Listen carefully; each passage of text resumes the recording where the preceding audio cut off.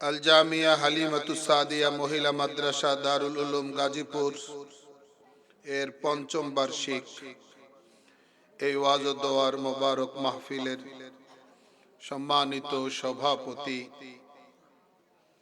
হযরত উলামায়ে কেরাম, আমন্ত্রিত অতিথিবৃন্দ ও মেহমানানে আযম, এলাকার শ্রদ্ধেয় মুরব্বিয়ানে কেরাম, সমবেত দোস্ত আহবাব, সর্বস্তরের বেরাদারানে ইসলাম, যতদূর মাইকের আওয়াজ যায় ততদূর পর্যন্ত বিভিন্ন বাড়িতে বাসায় পর্দার আড়ালে অবস্থানকারিনী সম্মানিতা মা ও বোনেরা,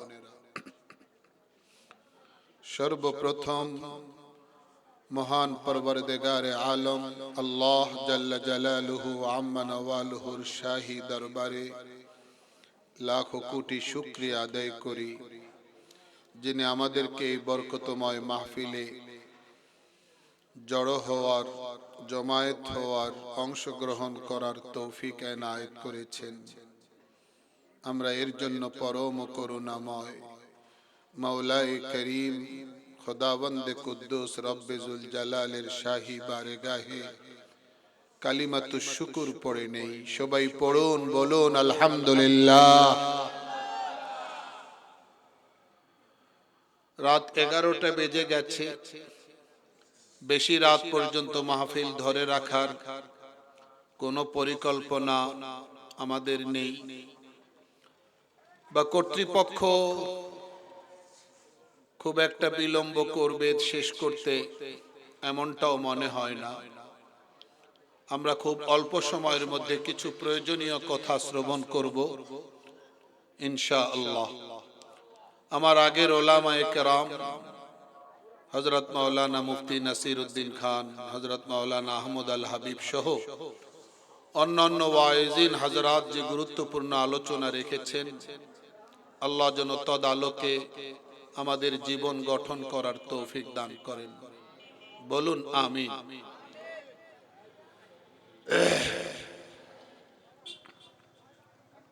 দেখুন,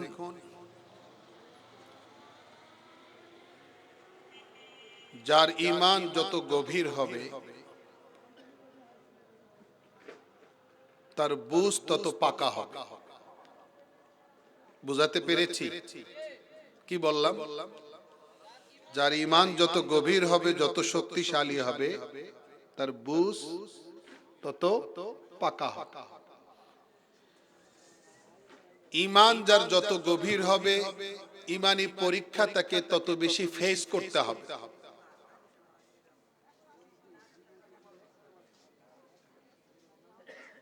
একজন দাবি করলো আমি ঈমান আনলাম, আর আল্লাহ তার দাবিটাকে পরীক্ষার কষ্টি পাথরে যাচাই করবেন না, এটা হয় না।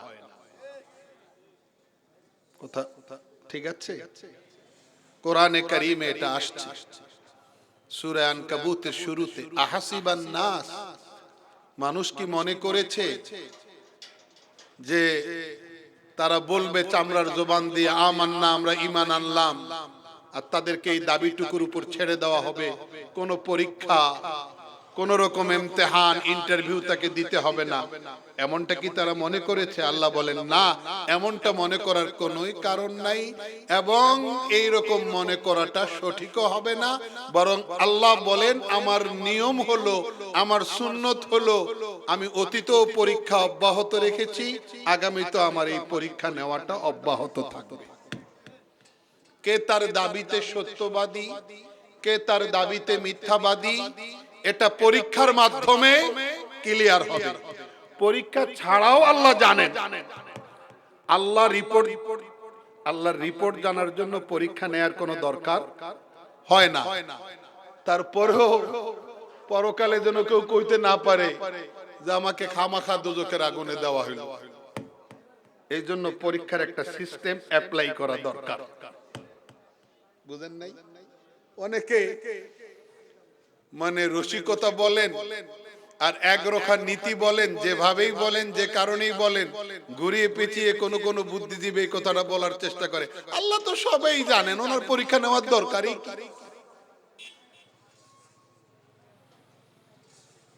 قال النبي صلى الله عليه وسلم أشد الناس بلاء الأنبياء ثم الصالحون ثم الأمثل فالأمثل অর্থাৎ সবচেয়ে বেশি ঈমানি পরীক্ষা ফেস করেছেন আম্বিয়া কেরাম আলাইহিস সালাতু ওয়াস সালাম।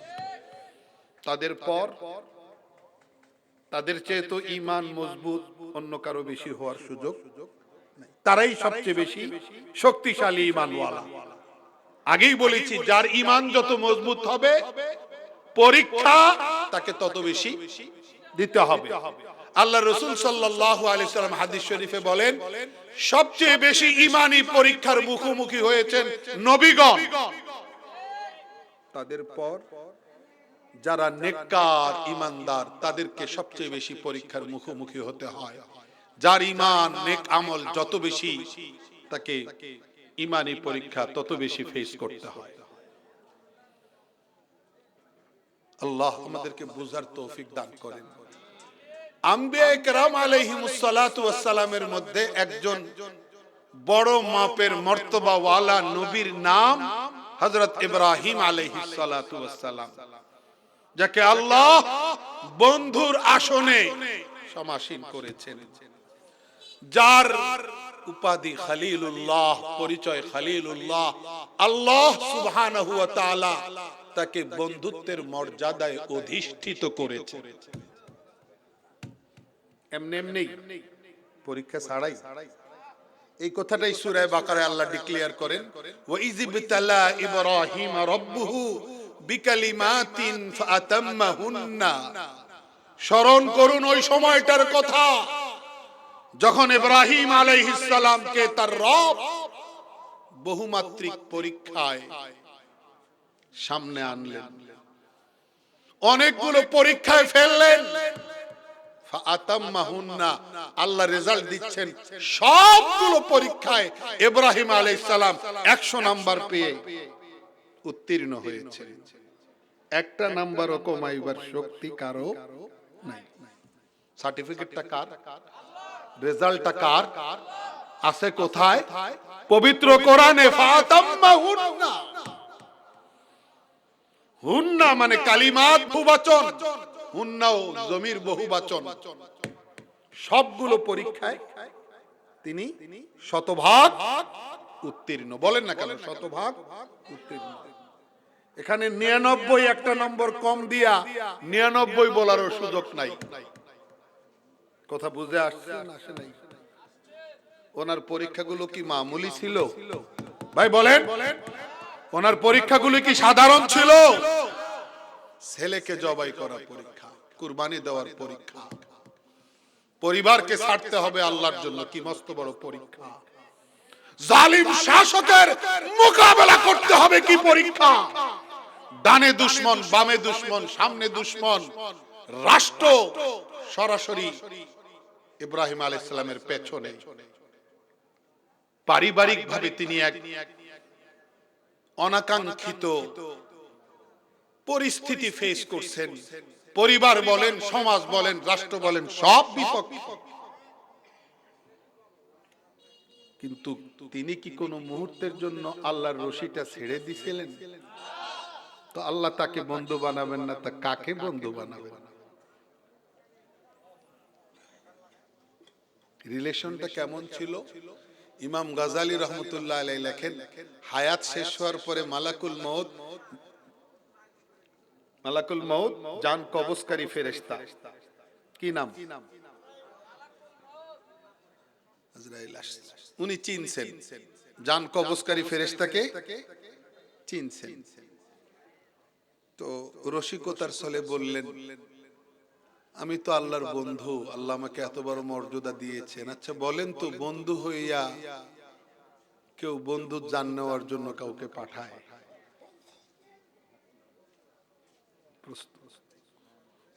সাথে সাথে আল্লাহ ওহী নাজিল কইরা বন্ধুকে জিজ্ঞেস করেন, আপনি বলেন তো এমন বন্ধু কি দুনিয়াতে আছে যে বন্ধু হইয়া বন্ধুর কাছে আসতে চায় না? মজা পাইতেছেন না, রস পাইতেছেন না, পাইলে চিৎকার করে বলতেন আল্লাহু আকবার। কি অসাধারণ ডায়লগ, কি অসাধারণ প্রশ্ন, আর কি অসাধারণ জবাব। প্রেম তো সবাই করে, প্রেমের গভীরতা কয়জন বুঝে? বুঝে সবাই? হ্যাঁ, এলে মুখে মুখে লেখা, ক্লাস 2-3 তে পইরা ওই বাংলা বানানটা কোন রকম ঠেলে ঠেলে লেখে, পয়রো ফলায় কার ম প্রেম, চিঠিও লিখতে পারে। তার গভীরে যে কি কত বিষয়াদি আছে, এর গভীরে যে কত পরীক্ষা দেওয়ার বিষয় আছে, এগুলি কয়জন জানে? ওয়াজাইজাতুন দাওয়াল মুহাব্বতি ফিল হাওয়া ওয়ালাকিন লা ইয়াখফা কালামুল মুনাফিকিন। প্রেমের ময়দানে সবাই দাবি করে আমারটা অরিজিনাল, অথেন্টিক, পিওর, রিয়েল। বুঝেন না? কবি কয় তুই দাবি করলে হয়ে গেল, পরীক্ষা দিয়ে এটা প্রমাণিত হবে তোরটা আসল না নকল, তোরটা পিওর খাঁটি না ভেজাল আছে। পরীক্ষা ছাড়া পিওর আর খাঁটি, ভেজাল কোনটা পিওর কোনটা এটা নির্ধারিত হয় না, পরীক্ষার মাধ্যমে এটা ডিসাইডেড হয়, এটা নির্ধারিত হয়। হযরত ইব্রাহিম আলাইহিস সালাম পরীক্ষা দিবেন একটা, যদি বলেন একটা তাহলে আল্লাহ বিকালিমাত বহুবচন বলতেন না, অনেকগুলো পরীক্ষা দিবেন। কোন পরীক্ষায় তিনি ফেল করেন নাই, পুরো 100 নাম্বার পাইছেন সবগুলো।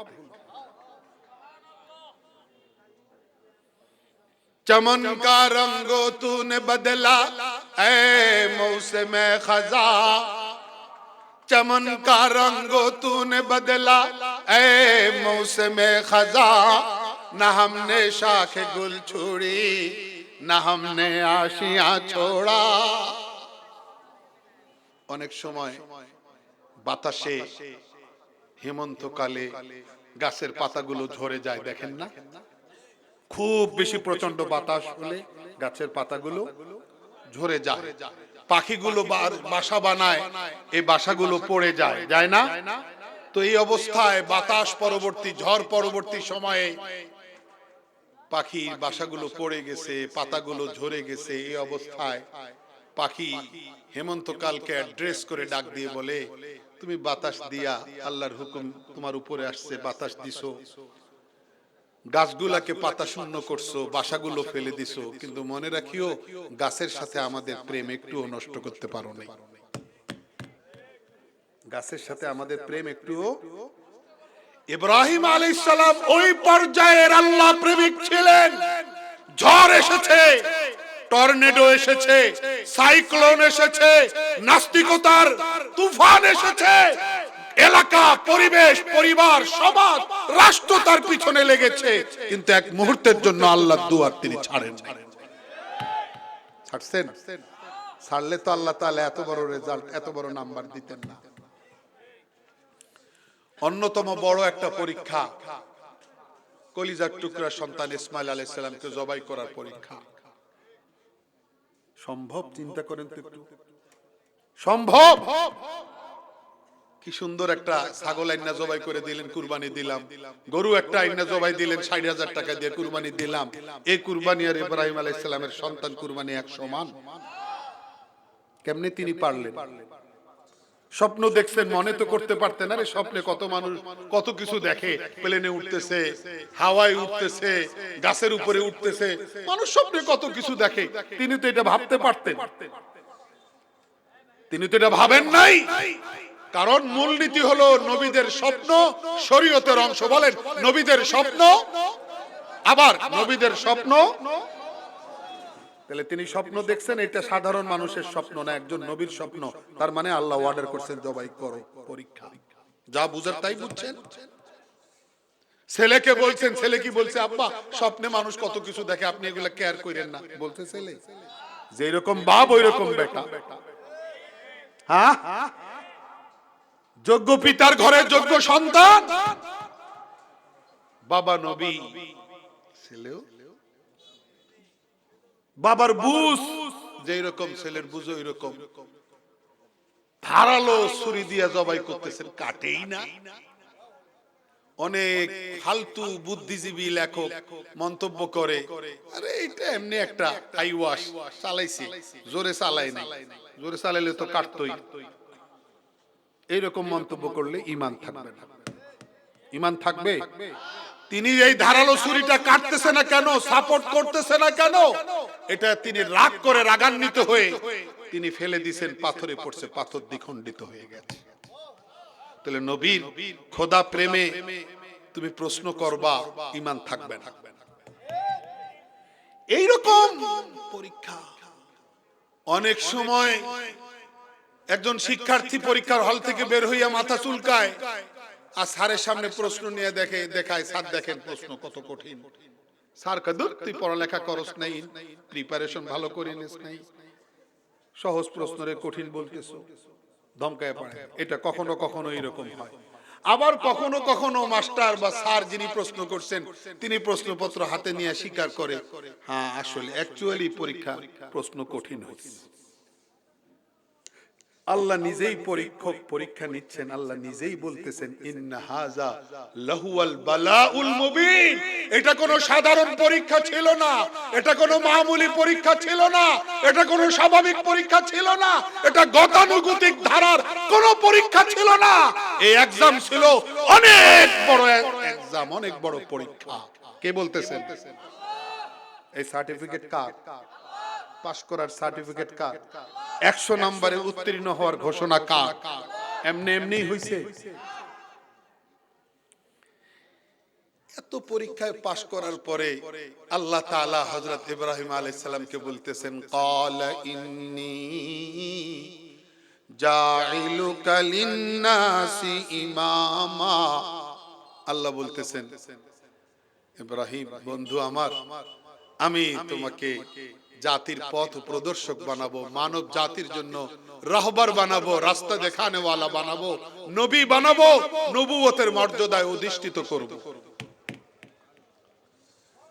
এখন ইব্রাহিম আলাইহিস সালাম আল্লাহ তাআলার কাছে পাল্টা আবদার করতেছেন, ক্বালা ওয়া মিন যুররিয়াতি, হে আল্লাহ এই নিয়ামত যেন আমার বংশধরের মধ্যেও চালু থাকে, এই নিয়ামত যেন আমার আওলাদের মধ্যেও চালু থাকে। এই আবদার করে বসলেন। আল্লাহ তখন জবাব দিলেন, ক্বালা লা ইয়ানালু আহদিজ জালিমিন। আবদার তো ঠিকই করছো, কিন্তু একটা কথা মূলনীতি মনে রাখো, এই নবুয়তের আমানত আমার কাছ থেকে কোনো গুনাহগার ব্যক্তি পাবে না। এই নবুয়তের আমানত আমার কাছ থেকে কোনো গুনাহগার ব্যক্তি, এটা কোরআনের সূরা বাকারায় নাই? হ্যাঁ, 100 নম্বরে পাস ঘোষণা কার? আল্লাহ তাকে নবী ইমাম বানাইবেন এই ঘোষণা দিয়েছেন। তিনি বলছেন আমার আওলাদের মধ্যে যেন তোমার আল্লাহ এই নিয়ামত চালু থাকে। তিনি কি বললেন? যারা যোগ্য তারা পাবে, যারা উপযুক্ত তারা পাবে, যারা নিষ্পাপ তারা পাবে। আল্লাহ বলতেছেন যারা পাপী, যারা গুনাহগার, এইরকম কোন জালিম আমার কাছ থেকে নবুয়তের আমানত পাবে না। ঘোষণাটা কার? এখন যদি কেউ কয় অমুক নবী গুনাহ করছেন, তাহলে আল্লাহর এই ঘোষণাটা তো বাস্তবে থাকে না। থাকে? হ্যাঁ, তাহলে নবী গুনাহ করতে পারে? জোরে বলেন, নবী গুনাহ করতে পারে? তাহলে যারা বলবে নবী গুনাহ করছেন, কোন নবীর নাম মেনশন করে, আদম আলাইহিস সালাম ওই নিষিদ্ধ গাছের ফল খায়া গুনাহ করছেন, মুসা আলাইহিস সালাম ঘুষি দিয়ে একজনের মাইরা ফেলায় আরেকটা অন্যায় করছেন, গুনাহ করছেন, ইউনূস আলাইহিস সালাম ওইভাবে এলাকা ছেড়ে আল্লাহর হুকুম ছাড়া বাইর হয়ে গেলেন, উনি আরেকটা গুনাহ করছেন বলেই মাছের পেটে চলে গেছেন, এমনি এমনি মাছের পেটে গেছেন। এই ধরনের ব্যাখ্যা, এই ধরনের মনোভাব যারা সম্প্রসারণ করে, এই ধরনের ঢালাও বক্তব্য যারা দেয়, তাদের এই বক্তব্য গ্রহণ করা যাবে না। নবী যদি গুনাহ করে থাকেন নাউজুবিল্লাহ, তাহলে আল্লাহর পয়গম্বর নির্বাচন ভুল প্রমাণিত হয়। নবী বানান কে? জোরে বলেন, নবী বানান কে? রাসূল বানান কে? ঘরে ছেলে মেয়েও আছে, অর্থাৎ নাতিও আছে, এরকম ছেলে ব্রেনের সমস্যা, হঠাৎ সুস্থ ছেলে ব্রেনের সমস্যা। এই সপ্তাহ 10 দিন আগে, আরো 15 দিন আগে আমি আমার অ্যাসিস্ট্যান্ট সহ ইবনে সিনা হসপিটালে ঢাকায় দেখতে গেছি। একবারে পাইপ লাগানো, অক্সিজেন লাগানো, একবারে মুমূর্ষু রোগী। আমি কথা বললাম, ডিউটিরত ডাক্তারের সঙ্গে বললেন, হুজুর সম্ভাবনা নাই, একবারে ইন্টেনসিভ কেয়ার আইসিইউতে। যেই মানুষটার কথা বলছি আমার এলাকার, আমি তাকে চিনি ভাই, 2 লাখ 4 লাখ টাকা চিকিৎসা ব্যয় বহন করার যোগ্যতা তার নাই। গতকালকে ফোন করলেন যে আর ইবনে সিনাতে থাকতে পারছিলাম না, আপনি একটু ব্যবস্থা করেন। আমরাও তদবির করছি, কোথাও সফল হই, কোথাও সফল হই না, কেউ কোথা রাখেন, কেউ কোথা রাখেন না, কেউ ডাকে সাড়া দেন, কেউ দেন না। যেভাবেই হোক আল্লাহ ওনাকে পিজি হসপিটালে আনছেন। বললেন যে এই কয়েকদিন আইসিইউ বিল আসছে 15 লাখ টাকা। কত ভাই? বলতেছে হুজুর, কাঁদতেছে, হু করে কাঁদতেছে, আমার যা জমি জায়গা ছিল সব শেষ, 15 লাখ টাকা এই কয়েকদিনে উড়ে গেল। কখন যে কি বিপদ আসে, কখন যে কার কি অবস্থা তৈরি হয়, এই জন্য প্রতিটি মুহূর্তে আল্লাহর কাছে পানাহ চাওয়া দরকার। প্রতিটি মুহূর্তে আমরা একদিনও গাড়িতে উঠি না যেদিন দোয়া পড়ি না, দোয়া পড়েই গাড়িতে উঠি, সফরের দোয়া পড়ি।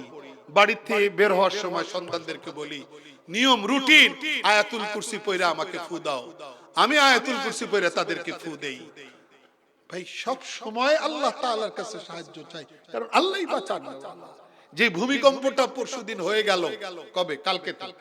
কালকে যে ভূমিকম্পটা হয়ে গেল, এই ভূমিকম্পটা 5.2 এত বড় দীর্ঘমেয়াদী ভূমিকম্প এই সাম্প্রতিক সময়ে বাংলাদেশে আর কখনো হয় নাই। গ্লাস প্লেট গুলো পড়ে যাচ্ছে, আলমারি এইভাবে ঝুলতেছে, আমরাও এপাশ ওপাশ। এক ভয়ঙ্কর ভীতিকর অবস্থা তৈরি করছেন। এই মাটি কার কথা এইভাবে কাঁপলো? আবার আজকে সন্ধ্যাবেলায় আরেকবার ধাক্কা মারছে। ভাই এইরকম ভূমিকম্প যদি 5.2 পয়েন্টের জায়গায় যদি 10,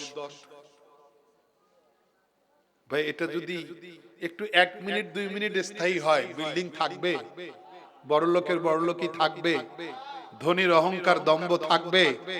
ভাই আল্লাহ চাইলে নিমেষেই টাকা চলে যাবে সব। ভাই আল্লাহকে স্মরণ করা দরকার। আমার আগে যে বক্তা ওয়াজ করেছেন মুফতি নাসির উদ্দিন খান, উনিও জেলে গেছেন, আমিও জেলে গেছি। ভাই জেলে যখন যাই তো বাড়িতে বাসায় বোধহয় 32-34 হাজার টাকা বাসায় ছিল, এছাড়া ছিল না। মাসের পর মাস জেলে ছিলাম। তো আত্মীয় স্বজন চাউল ডাইল পাঠাইছে, সরকার 10টা মিথ্যা মামলা দিয়ে আমাদেরকে জেলে নিছে। মুক্তি পাওয়ার পরে এসে দেখলাম যে তালিকা এমন এমন ব্যক্তি চাউল ডাইল দিয়ে গেছে, নগদ 50,000 টাকা দিয়ে গেছে, যাদেরকে আমি এখনো পর্যন্ত চিনি না। কিছু জায়গায় আল্লাহ তাআলা তার কুদরত দেখান। থাইরয়েড ক্যান্সারে আক্রান্ত আমার স্ত্রী, তার ট্রিটমেন্ট নিয়মিত চলছে, কোনো সমস্যা হয়নি। আমরা এটা দাবি করতেছি না যে আমরা ওই রকম আল্লাহওয়ালা হয়ে গেছি, আমরা আল্লাহর সাহায্য পাই না, নাউজুবিল্লাহ নাউজুবিল্লাহ। বরং বুঝাইতে চাই আমরা সর্ব অবস্থায় আল্লাহর কাছে চাইবো। কার কাছে চাইবো? আল্লাহর কাছে। টাকা পয়সা কে দেন? না বোধহয় আপনি চাকরি করেন এই জন্য মালিক দেয়। ভাই চাকরির বাহানায় আসুক, চাষাবাদের উসিলায় আসুক, আর আপনার দোকান আছে ভাড়ার উসিলায় আসুক, ওগুলা সব উসিলা, আসল দেনেওয়ালা আল্লাহ। এই যে আমি মাইক ব্যবহার করতেছি, এই যে টিউবলাইট গুলো জ্বলছে, এই যে বিদ্যুৎ ব্যবহৃত হচ্ছে, এটা কি একটা সুইচের কাছে সুইচ টিপলে বন্ধ হবে না? তার টান দিলে বন্ধ হবে না? তাই বলি কি এটা আসল না পাওয়ার হাউসের সম্পর্ক আসল? আমরা ব্যবসা করি, বাণিজ্য করি, চাকরি করি, আমরা বিভিন্ন জায়গায় ঘর ভাড়া দিছি, এগুলি সব উসিলা, সুইচ টিপলে চলবে, আবার টিপলে বন্ধ হবে, কিন্তু আসল শক্তি না। আসল শক্তি আল্লাহ। আসল শক্তি আল্লাহ কোরআনের সূরা ওয়াকিয়ায় বলেছেন, তোমরা চাষাবাদের ফসল অনেক শত বিঘা জমির বাহাদুরি করো, তুমি 100 বিঘা জমিতে ধান লাগাইছো, ধান পাইকা লাল হয়ে গেছে, তুমি প্রস্তুতি নিতেছো গোলা ভরবা, হাটে নিয়ে বেচবা, আবার সন্তানের বিয়া লাগাইবা, তোমার নানান পরিকল্পনার আগ মুহূর্তে, ধান কাটার আগ মুহূর্তে আমি যদি পোকা লাগাই দেই, আমি যদি পাথর বৃষ্টি দিয়া ধানকে জমিনের সঙ্গে মিশাই দেই, বান্দা করার কি আছে? তোর করার কিছু আছে? হ্যাঁ, এই জন্য বিপদ থেকে বাঁচান আল্লাহ, দুর্ঘটনা থেকে বাঁচান আল্লাহ, অসুস্থতা থেকে সুস্থতা দেন ওই আল্লাহর কাছে আমরা চাই। আল্লাহ আমার সম্পদে বরকত দান করো। আমরা তো এইভাবে দোয়া করি, আল্লাহ আল্লাহ তুমি তোমার বান্দা বান্দীদেরকে দান করো, দাও। তুমি না দিলে তার হাত খুলে দান করবে কিভাবে? এই জন্য ভাই, একজন আল্লাহর বান্দাকে পাইছি, এক সেট কিতাব দিবেন, আর একজন আল্লাহর বান্দাকে চাই। ভাই কেউ হাত উঠান না আল্লাহর রাস্তায়, আল্লাহর জন্য হাত উঠান যে আমি এক সেট কিতাব দিব, আমি এক সেট কিতাব দিব। আল্লাহ আল্লাহ তুমি তৌফিক দান করো, আল্লাহ তুমি তৌফিক দান করো। একজন উঠান, এক সেট কিতাব, মাশাআল্লাহ। কি নাম? জনাব আলামিন ভাই। আল্লাহ নামের যে অর্থ, নামের যে অর্থ আল্লাহ, এই অর্থের সঙ্গে জীবনের মিল ঘটাইয়া দাও আল্লাহ। মা বাবা অসুস্থ, সুস্থতা দান করো মাশাআল্লাহ মাশাআল্লাহ। দুইজন মানুষকে আল্লাহ তাআলা মিলাই দিয়েছেন, দুই সেট কিতাবের দাম আমরা পাইছি, 14,000 টাকা আমরা পাইছি। আর কারো কি হিম্মত করার ব্যবস্থা নাই? ভাই আমরা তো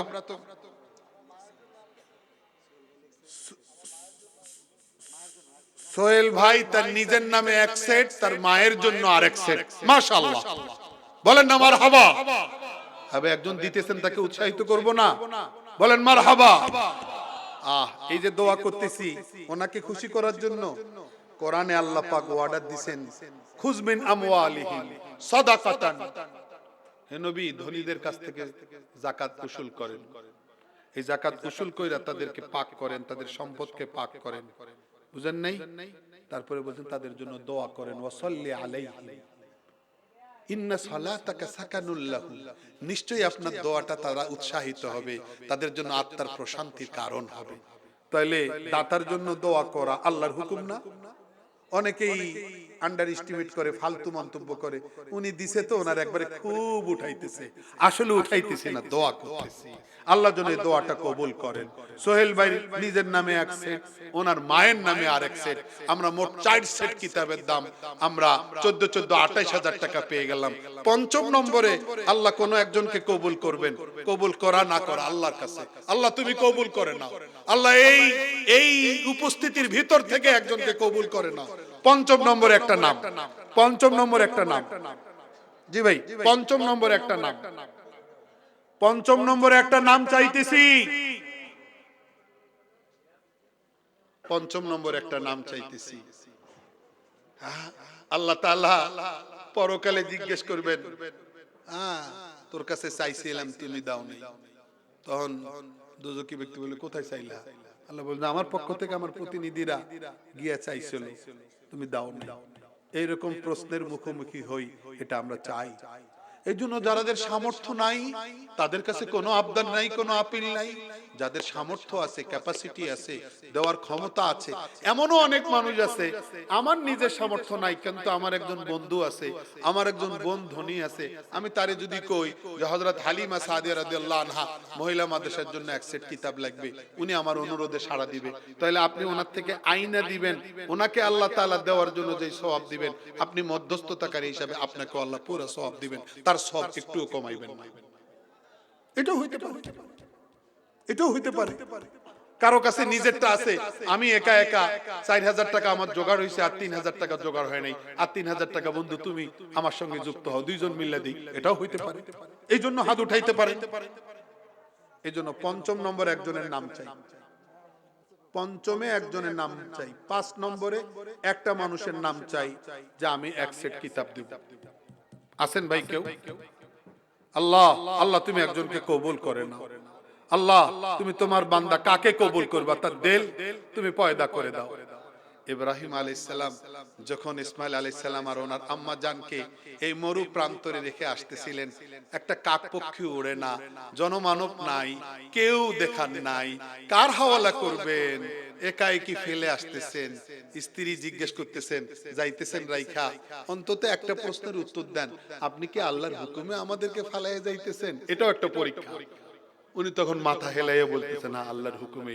তখন ইসমাইল আলাইহিস সালামের আম্মা বলছিলেন, তাহলে আর কোনো আপত্তি নাই, কোনো প্রশ্ন নাই, যে আল্লাহর হুকুমে আমাদেরকে মা ছেলেকে একা ফেলে যাচ্ছেন, ওই আল্লাহই আমাদেরকে বাঁচাবে। ইব্রাহিম আলাইহিস সালাম ওই সময় অনেকগুলো দোয়া করছিলেন, তার মধ্যে একটা দোয়া, রব্বি জাল আফইদাতাম মিনান নাসি তাহভি ইলাইহিম ওয়ারযুকহুম মিনাস সামারাত লাআল্লাহুম ইয়াশকুরুন।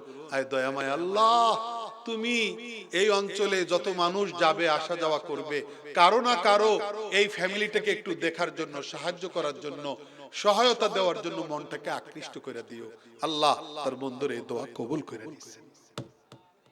কি পরে ওখানে গোত্র যায় নাই, সফরকারী কোনো কাফেলা যায় নাই, আল্লাহ পৌঁছান নাই, তারা কি ওনাকে সাপোর্ট দেন নাই?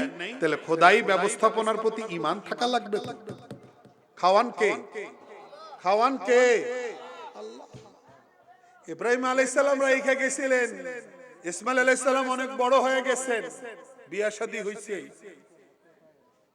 এখন একদিন ইব্রাহিম আলাইহিস সালাম খোঁজ নিতে আসছেন, বুখারী শরীফের হাদিস, ইসমাইল আলাইহিস সালাম শিকারে গেছিলেন, বাইরে কাজে গেছিলেন, তো বউকে জিজ্ঞাসা করছেন, মা তুমি কেমন আছো? আব্বা খুব কষ্ট, না মা খুব কষ্টে আছি, আব্বা না খুব কষ্টে আছি, দিনকাল যায় না, এক বেলা খাই আর এক বেলা খাই না, অভাব। এইরকম নাশুকরি করছেন, এইরকম নাশুকরি করছেন। তখন ইব্রাহিম আলাইহিস সালাম বলছেন, ইসমাইল বাড়িতে আসলে আমার সালাম দিও আর কইও সেজন্য ঘরের চৌকাঠটা বদলাইয়া ফেলে, এই চৌকাঠ রাখা যাবে না। এই বইলে চলে আসছেন। পরে ইসমাইল আলাইহিস সালাম বাড়িতে আসছেন, আয়েশা সিমটম দেখা, আলামত দেখা ওনার মনে হইছে কেউ আসছিলেন। জিজ্ঞেস করছেন বউকে, কেউ কি আসছিলেন? তো বউ বর্ণনা দিচ্ছেন, হ্যাঁ এইরকম এইরকম এইরকম সুন্দর চেহারা, এইরকম বয়স, এরকম একজন মুরব্বী পার্সন আসছিলেন। হ্যাঁ, তো উনি কি বলছেন, কি প্রশ্ন করছেন? তো বউ কইতেছে, উনি প্রশ্ন করছিলেন, মা তোমরা কেমন আছো? তো তুমি কি উত্তর দিছো?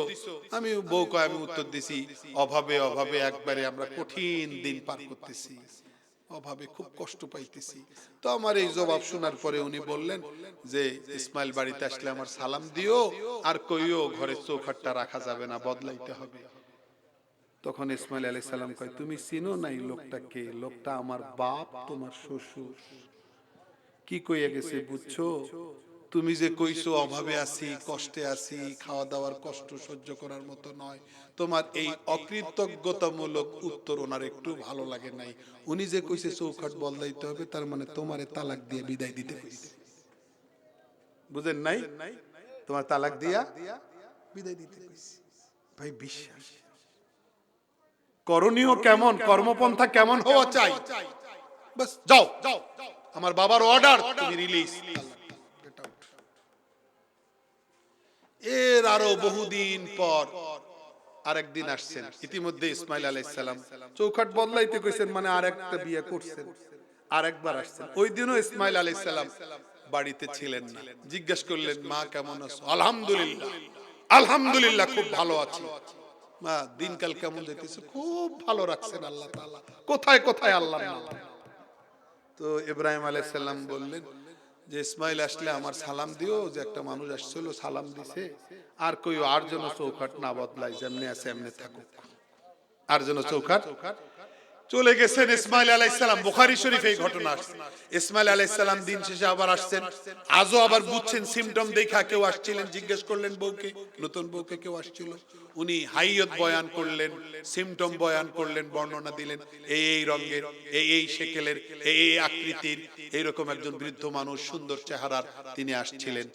কি বলছেন, কি জিজ্ঞেস করছেন?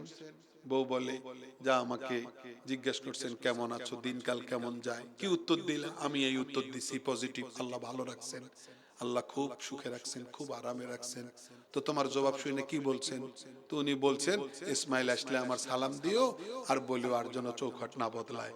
তখন ইসমাইল সালাম বউকে বলে যে তুমি চিনতে পারো নাই, ওই মানুষটা আমার আব্বা জান, তোমার শ্বশুর, উনি তোমার জবাবে, তোমার কথায় খুশি হয়ে গেছেন, আর যেন আমি তোমাকে তালাক না দেই, আর যেন আমি তোমাকে না বদলাই, এই দিকে ইঙ্গিত করে গেছে।